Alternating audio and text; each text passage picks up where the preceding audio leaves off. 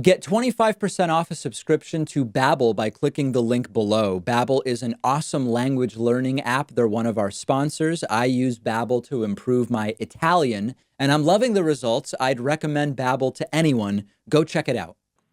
Donald Trump's ignoramus staffers really need to stop saying the quiet part out loud for their own benefit. Donald Trump has this total buffoon of an acting chief of staff. Remember, there's no permanent chief of staff right now.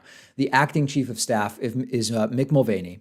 We're going to get into a lot more of this wacky interview he gave yesterday to Chris Wallace on Fox News Sunday later on in the program.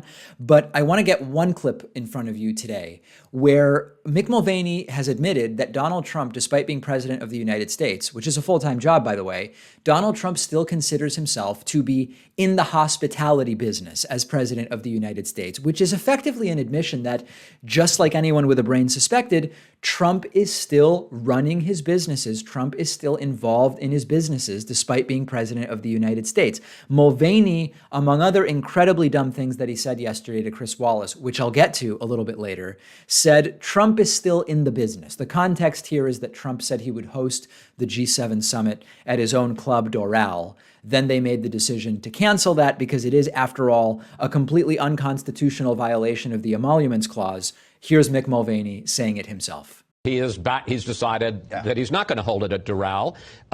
He blames it on, quote, the hostile media and their Democratic partners. But again, he was getting hammered by Republicans. So why did he cave? We talked about it at great length last night. And it's not lost on me that if we had made the decision on Thursday, we wouldn't have had the press conference on Thursday regarding everything else. But that's fine.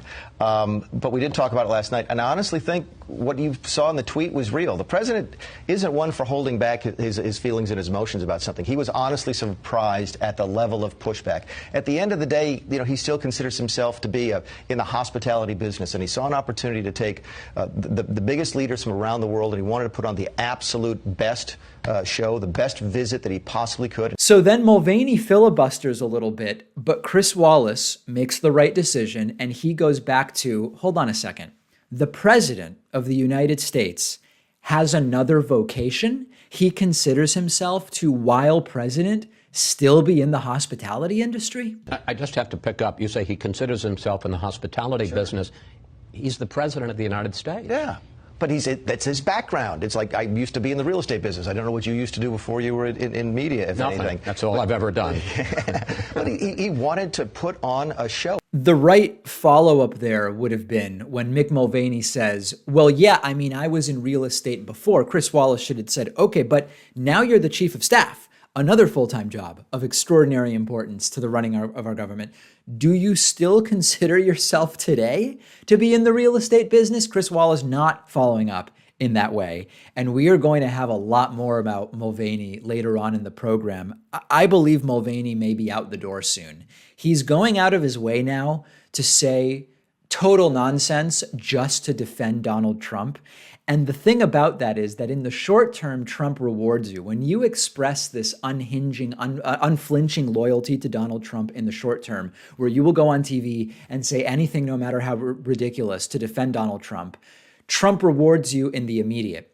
But then other Republicans start to cringe. The crazy things that the staffer says become a distraction. They become the subject of news coverage on corporate media, both left, right, and center. And that's when then Donald Trump starts to back away. And next thing you know, he says he has full confidence in you. And 48 hours later that you're gone, you end up actually being gone. So this may be the beginning of the end for Mick Mulvaney. And after the break, we are going to get into his full interview with Chris Wallace, where Chris Wallace does a very good job of pointing out that Mick Mulvaney is now denying having said things that are on camera. We have recordings. 2019 technology allows us to go back to the tape, so to speak, and look at what it is that you said. So we're going to get back to that. As far as Trump is currently still in the hospitality industry, the progression usually is, no, I never actually said that. Then Chris Wallace shows you a clip of you saying it. Then it's, well, I said it, but I meant it as a joke, or it wasn't literal. Then Trump comes back and says, wait, no, hold on. I am still in the hospitality industry and I'm the best at it, at which point Mulvaney has to flip and say, oh no, okay, yeah, I was serious when I said it, and it's actually fine for the president to both be president of the United States and still be in the hospitality industry. Question to you. Is Mulvaney saying Trump is still in the hospitality industry? Do you think that this is stupidity? Or do you think that they are deliberately trolling at this point? What do you believe is going on here? Are they messing with people by saying absolute and total nonsense like this?